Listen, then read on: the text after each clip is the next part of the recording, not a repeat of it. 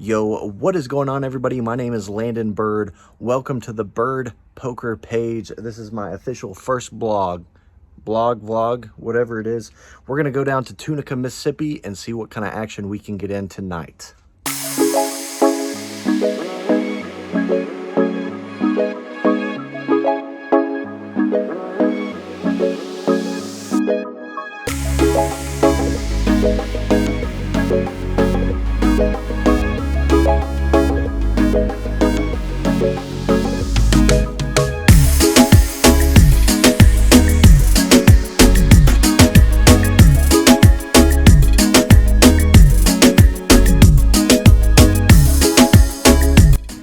What's going on, everybody? Just got here to the Horseshoe Casino in Tunica, Mississippi. It's late. Didn't bring just a ton. Just going through 4 buy-ins deep. Just gonna see what we can do. Not get into any serious risky spots. I'm just trying to pick our spots. Pick spots we're way ahead and stack them. We are hopping into the action here at the 1-3 table in Tunica, Mississippi. We are in the cutoff and we get dealt pocket cowboys. Folds around to me. I decide to open up for 15 here. I don't want to go too big, really hoping the smaller big blind will wake up with something, and the small blind obliges. 2 ways to a flop here. In position, the flop comes 10-10-9, 2 clubs, 1 heart.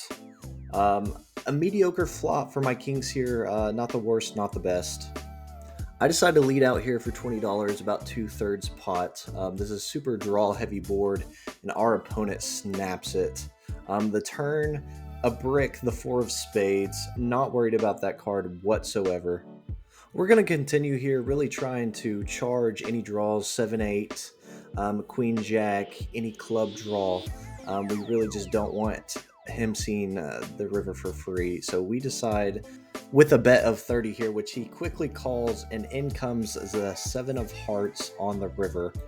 Not a whole lot in his stack. I'm just gonna check here and see if he wants to put it in. He does. Not loving it at this point, reluctantly make the call, and he shows us pocket jacks. We are good with kings and tens. Feels really good scooping the $215 pot as soon as we sit down to immediately go in the green on the session. We are in late position here as we look at ace jack offsuit. Folds around to me. I decide to open up for $15. The person next to me decides to fold, and that's when the button decides to do a little tank. Looks like she might raise, but then she decides to just go ahead and flick in the call. And then the person on my right decided to call as well, and we are going 3 ways to a flop. Pretty good flop for me. Top here. Under the gun decides to check it over to me, and I'm going to bet $15. Probably should have made it 20, 15, a third pot here. The button decides to fold, and then we get check raised to 45, and we snap it off. We're with nothing really to think about here. It's definitely an interesting flop to get check raised here. The turn brings the 9 of clubs. I don't think that hits either one of us. He checks, I check back. The king, not a great card for me. I don't love it. He checks, and I go ahead and table ace jack, and we are good. I don't know what he was check raising with. Queen jack, maybe tens. Either way, we get to show down for pretty cheap, and we're happy with the result. We are in early position as I look down at pocket queens. Now this is a very interesting hand.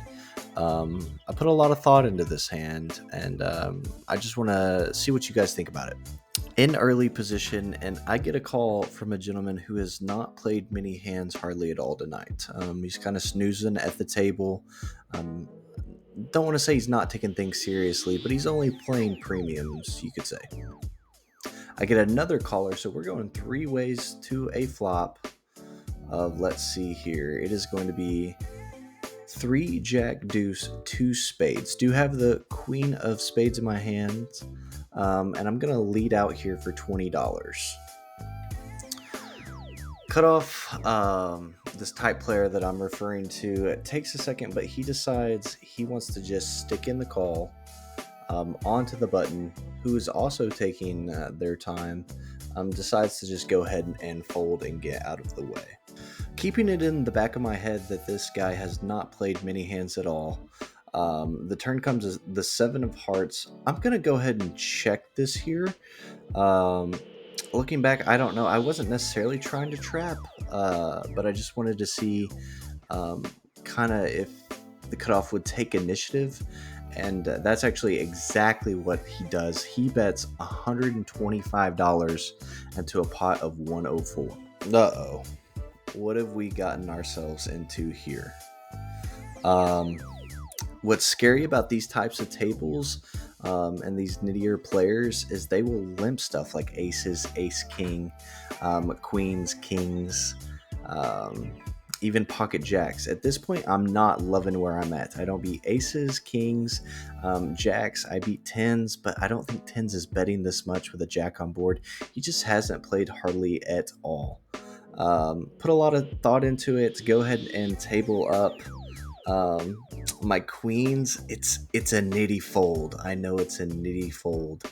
I table them upward. The table is just in disbelief that I folded that, but I just put him on a really good hand. I was hoping he would show. He didn't.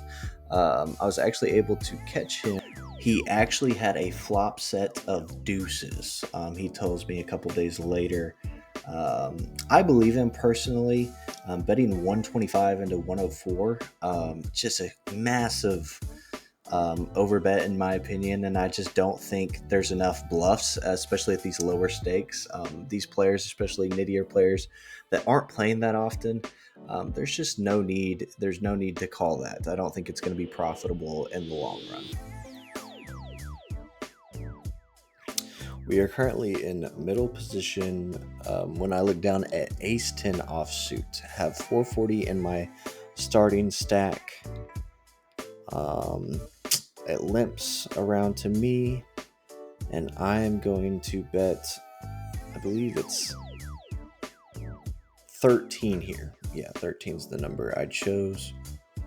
The button just ends up flatting the bets, and then we just got a new player, another older gentleman that you could tell didn't have just the most poker experience. So he was in the, I believe in one of the blinds, and he just couldn't figure out how much he owed, what the bet was. He wasn't sure what he was deciding. But they get the floor called over, and it definitely distracts me. Just attached with my ace, that's an easy fold. That's pocket sevens, pocket deuces. I don't have the greatest kicker with my ace, but raising 100 right there, that should be a pretty easy fold. But the floor came over. I got a little distracted. I liked my ace. I went ahead and called. Hindsight, terrible call. Lead out for $7 here. The button flats again. And then back to the older gentleman. He is going to end up sticking in the call as well as we go to a turn here. And the turn is going to be a brick, the deuce of clubs. Now is the time we're going to go ahead and try to get a little bit more value out of any 7x holding, 6, 7, 7, 8, any pocket pair, 4s, 5s, 3s, maybe even 8s, although I do expect 8s to raise. And then something interesting happens here. The button actually raises. She announces raise and raises to 122. How she did it, she announced raise, put in the $22, and then tried to put in the extra 100. And there was a player at the table saying that she was only allowed to min raise now since she flung in some chips. I'm not exactly sure the ruling of that. I haven't been playing long enough. With everything going on, I just wasn't really thinking straight, really attached to my ace. That's a pretty easy fold, but I decided to call it off. Disappointed in myself going back and looking at this hand. There's no reason I should ever really call here. She just doesn't have enough bluffs in her range. Just in the moment at the time, I just wasn't thinking clearly. After I call, I realized what a terrible call it was. So I check, just hoping she'll check back, and we can just get this thing to showdown. Luckily, she does end up doing that. I flip over my ace, and she has ace king. Unfortunate, she just flatted for $13 with ace king on the button. That's a problem with playing with the nitty players, is like you just don't know when they have it.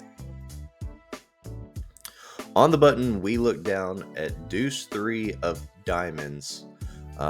Limps around to us. We're going to go ahead and flick in the call here on the button. Not really playing this hand anywhere else except in this exact position.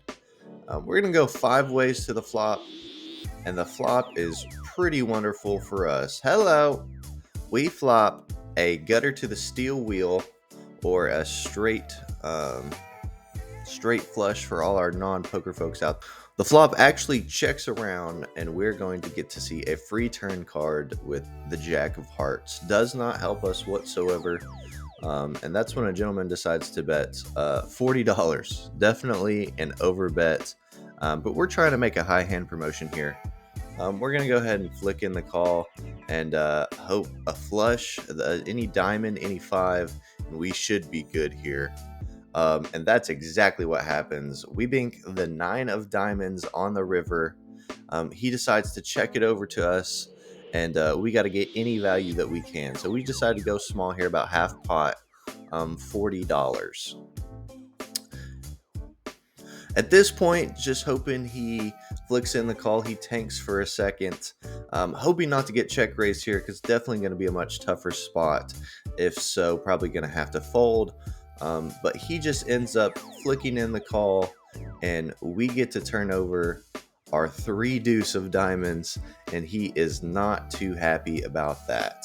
He ended up having queen 10. Cooler.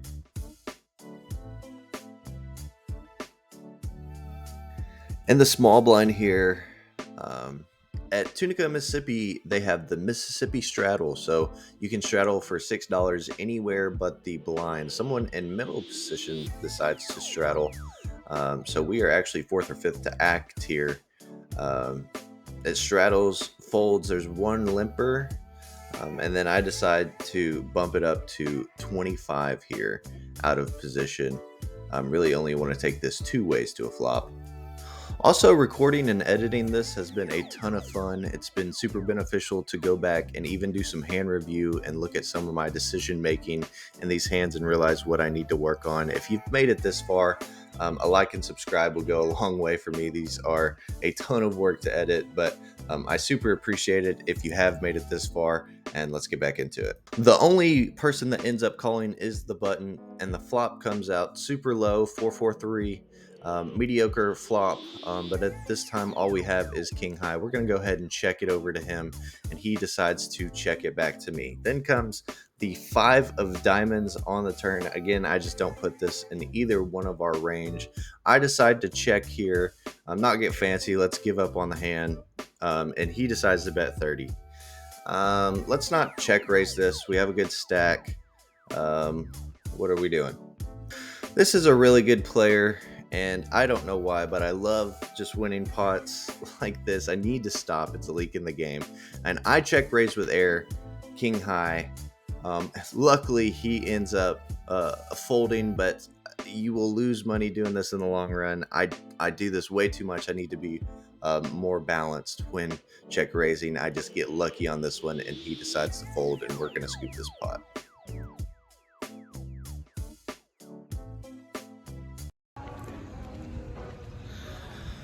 Headed back to the car, leaving Horseshoe Tunica. It was a good session, good first video.